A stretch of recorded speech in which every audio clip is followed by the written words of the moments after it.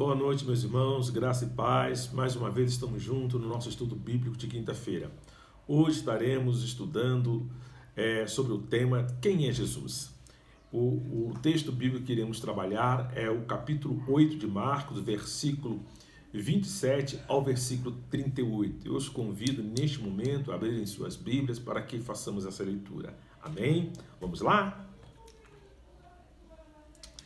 Jesus e seus discípulos deixaram a Galileia e foram para os povoados, perto de Cesareia de Filipe. Enquanto caminhava, Jesus lhe perguntou: quem as pessoas dizem que eu sou? Eles responderam: alguns dizem que o Senhor é João Batista, outros que é Elias, ou um dos profetas. E vocês, perguntou ele, quem vocês dizem que eu sou? Pedro respondeu: o Senhor é o Cristo. Mas Jesus os advertiu de que não falasse a ninguém a seu respeito. Então Jesus começou a lhe ensinar que era necessário que o Filho do Homem sofresse muitas coisas e fosse rejeitado pelos líderes do povo, pelos principais sacerdotes, pelos mestres da lei. Seria morto, mas 3 dias depois ressuscitaria. Enquanto falava abertamente sobre isso com os discípulos, Pedro o chamou de lado e o repreendeu por dizer tais coisas. Jesus se virou, olhou para os seus discípulos e repreendeu a Pedro. Afasta-se de mim, Satanás, disse ele. Você considera as coisas apenas do ponto de vista humano e não da perspectiva de Deus. Depois chamou a multidão e os discípulos e disse: se alguém quer ser meu seguidor, negue-se a si mesmo, tome a sua cruz e siga-me. Se tentar se apegar à sua vida, a perderá. Mas se abrir mão de sua vida por minha causa e por causa das boas novas, o evangelho a salvará. Que vantagem há em ganhar o mundo inteiro, mas perder a vida? E o que daria o homem em troca da sua vida? Se alguém se envergonhar de mim e da minha mensagem nesta época de adultério e pecado, o Filho do Homem se envergonhará dele quando vier na glória do seu Pai com os santos anjos. Amém, queridos? Vamos orar. Pai bendito e santo, em nome de Jesus, mais uma vez, debaixo da tua graça, da tua misericórdia, pedimos o teu favor, a tua graça, agindo nas nossas vidas, na transmissão e na recepção da tua palavra. Fala conosco mais uma vez, em nome de Jesus. Amém. Querido, quando Jesus estava indo caminho para Cesareia, deixando a Galileia, foram aos povoados perto da Cesareia, caminhando com seus discípulos. E Jesus, no momento da caminhada, sempre quando Jesus estava caminhando com seus discípulos, a multidão o seguindo, e Jesus perguntou aos seus discípulos de maneira mais particular, perguntando: o que diz os homens que eu sou? O que o povo tem dito que eu sou? E eles, os seus discípulos, responderam: um diz que tu és João Batista, que ressuscitou dos mortos, outro diz que tu és Elias, e outros que tu és um dos profetas. Mas Jesus não era João Batista, ele não era Elias, nenhum dos profetas, embora todos esses apontavam para Cristo. A profecia de João Batista, o ministério de João Batista apontava para Cristo. Elias apontava para Cristo. Os profetas apontam para Cristo. Todo o Velho Testamento aponta para Cristo. Então, Cristo é o Messias prometido.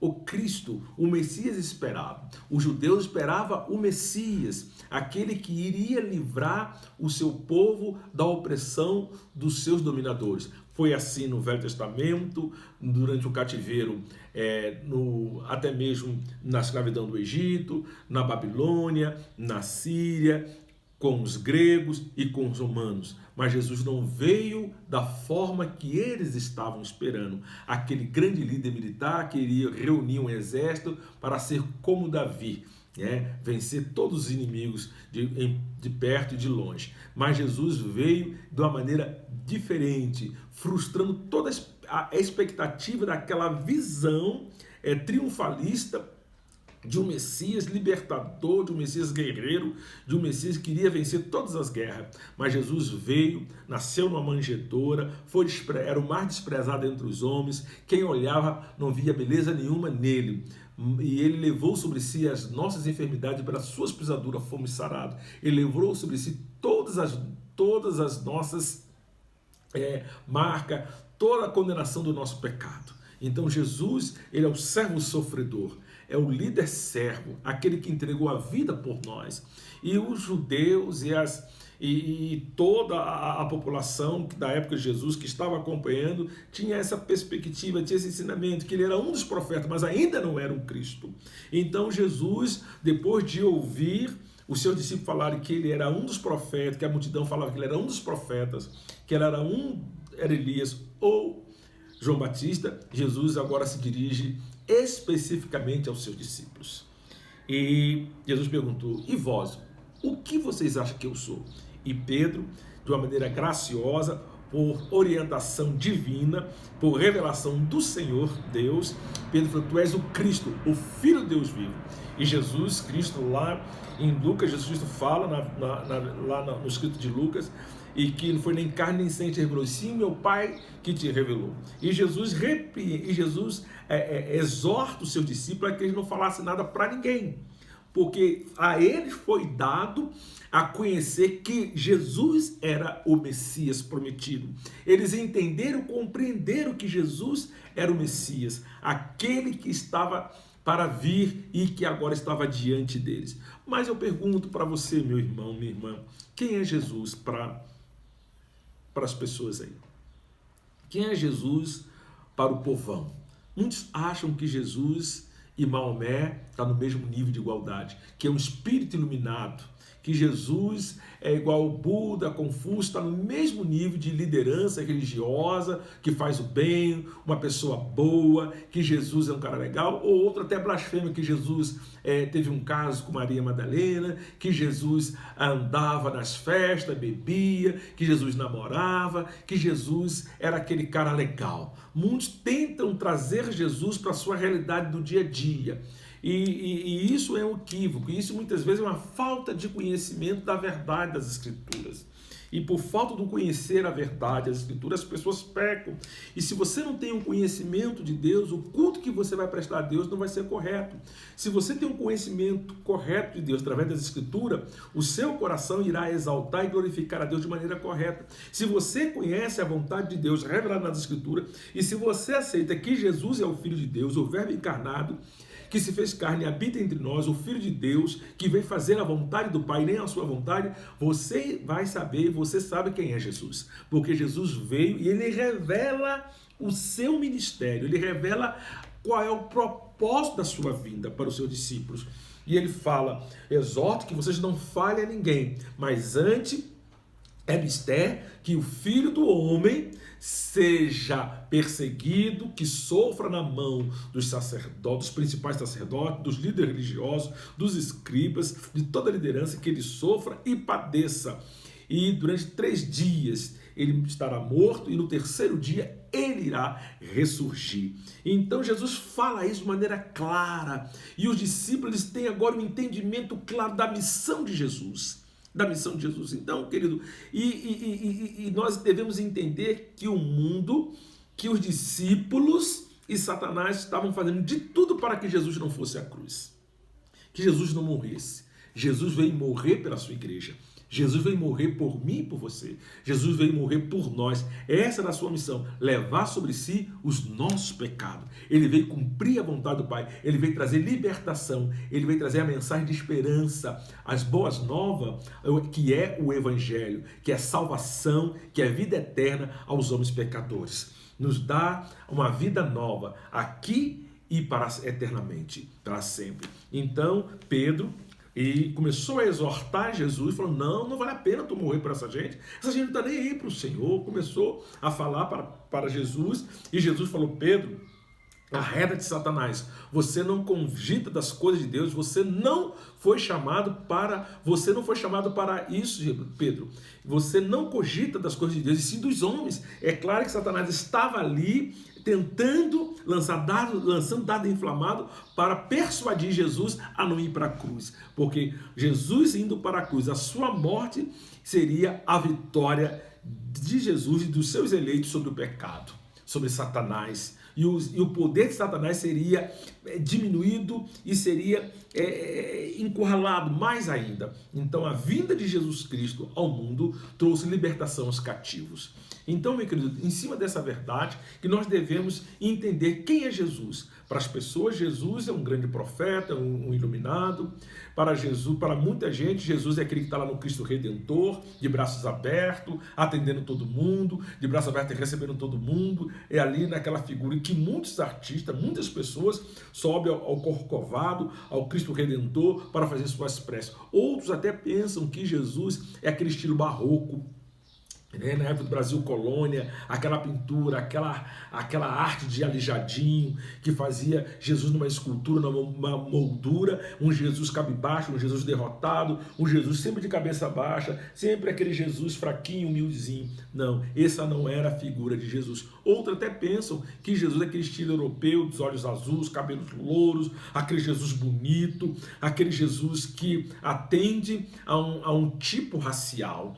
Não. E outros pensam que Jesus é até aquele Jesus popstar, super pop, aquele Jesus que anda de moto, que vai ao cinema, que vai ao teatro, aquele Jesus que namora, que se relaciona sexualmente, aquele Jesus que está com todo mundo, é legal, é gente boa, que anda de moto, motocicleta, assim, cabelo solto. Então muitas pessoas imaginam Jesus desse tipo, que vai para as festas, que dança. Mas Jesus não é essa pessoa.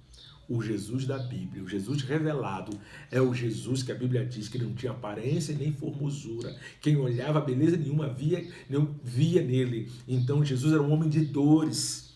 Jesus era um homem que foi perseguido, atacado, mas no entanto Jesus transmitia graça, poder de Deus, a glória de Deus. Ele veio fazer a vontade de Deus, amando as pessoas, libertando do poder de Satanás, curando, salvando os seres humanos, confrontando e trazendo as pessoas ao conhecimento verdadeiro do Deus vivo.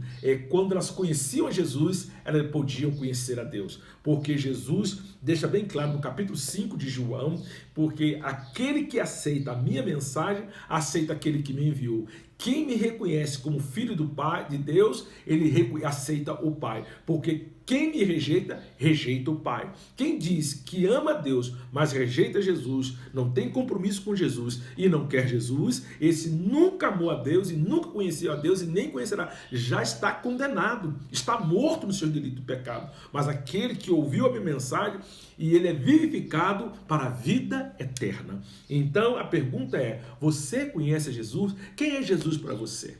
Então Pedro entendeu que era Jesus, mas queria proteger Jesus. Jesus não precisava da proteção de Pedro, Pedro que precisava da salvação, do perdão de Jesus. Então, meus queridos, e aqui Jesus caminhando com a multidão, mais uma vez ele para e fala com a multidão, ele fala com os seus discípulos. Agora a mensagem não ficou só naquele grupo apostólico, mas Jesus reúne agora a multidão e fala para todos: aquele que quer vir após mim, aquele que quer ser meu seguidor, aquele que quer ser meu discípulo, é necessário tomar a sua cruz e me seguir.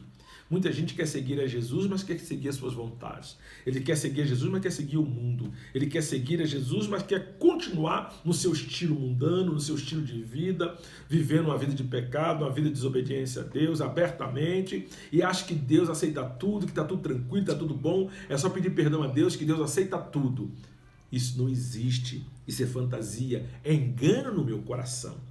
Porque aquele que está em Cristo e aquele que quer viver uma vida para a glória de Deus, ele vai ter que negar a si mesmo, vai ter que renunciar. Se ele não amar a Deus acima do seu pai, da sua mãe, do seu filho, da sua filha, do seu marido, da sua esposa, ele não é digno do Evangelho. O amor de Deus, o nosso compromisso com Cristo, conhecer a Cristo, viver em Cristo, meus queridos, é amar a Deus acima de todas as coisas, é colocar Jesus na pessoa de Deus É colocar a Deus da pessoa de Cristo através do Evangelho acima de todas as coisas. O Evangelho, a minha vida tem que ser centrada no Evangelho, na palavra de Deus.